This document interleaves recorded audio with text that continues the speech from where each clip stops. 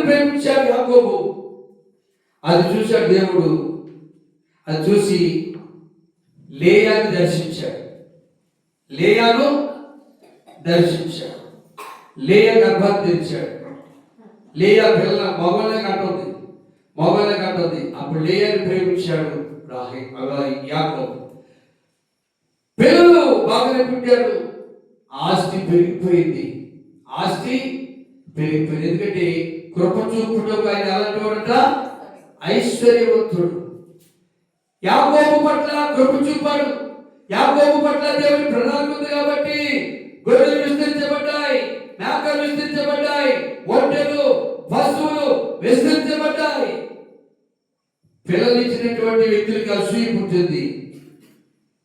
వీళ్ళు ఏ పేర్లను ఆలోచన చేశారు.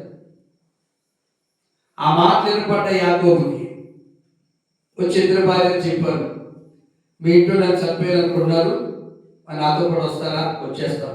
చెప్పలేకుండా బయలుదేరి వచ్చేసారు. వాళ్ళ ఆస్తిని తీసుకుని విస్తారమైన గొర్రెలు, విస్తారమైన మేకలు, విస్తారమైనటువంటి ఆవులు, పశువులు వీటన్నిటిని తీసుకుని మళ్ళీ దాసులను పరివారులను ఇదంతా ఎక్కడికి వచ్చింది? దేవుడు యాకోబును ఆశీర్వించాడు. దేవుడు చదువుకోండి. యాకోబును ఆశీర్వించి దేవుడిని ఆశీర్వించడా? ఒకప్పుడు మోసగాడే యాకోబు. ఒకప్పుడు అన్యాయంగా జాసత్వాన్ని దోచుకోవాలని తల్లి కడుపులోనే పెరుగులాడని యాకోబు.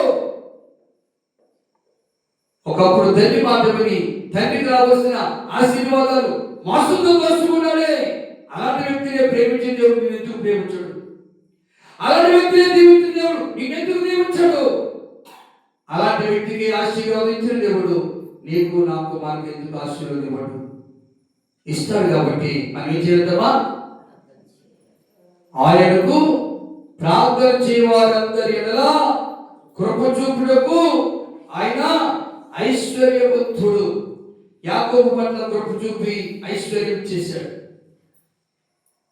ఇస్సాకు ప్రార్థన చేస్తే రెబెకా పట్ల కృప చూపి గర్భఫలాన్ని చేశాడు.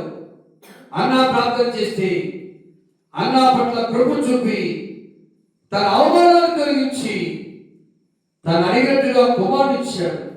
ఈ రాత్రి మనం కూడా మన పిల్లల కోసం, మన కోసం, మన భవిష్యత్తు కోసం, రాబోతున్న 2026 సంవత్సరపు వాగ్దానము కోసం ప్రభుని అడుగుదాం. ప్రభు ఆశీర్వాదాలు పొందుకుందాం. ప్రభు మాటలు ప్రతి ఒక్కరు ఫలింప చేయును గాక. ఆమేన్. అందరూ వాక్యం ప్రార్థన చేసుకుందాం. ప్రభువా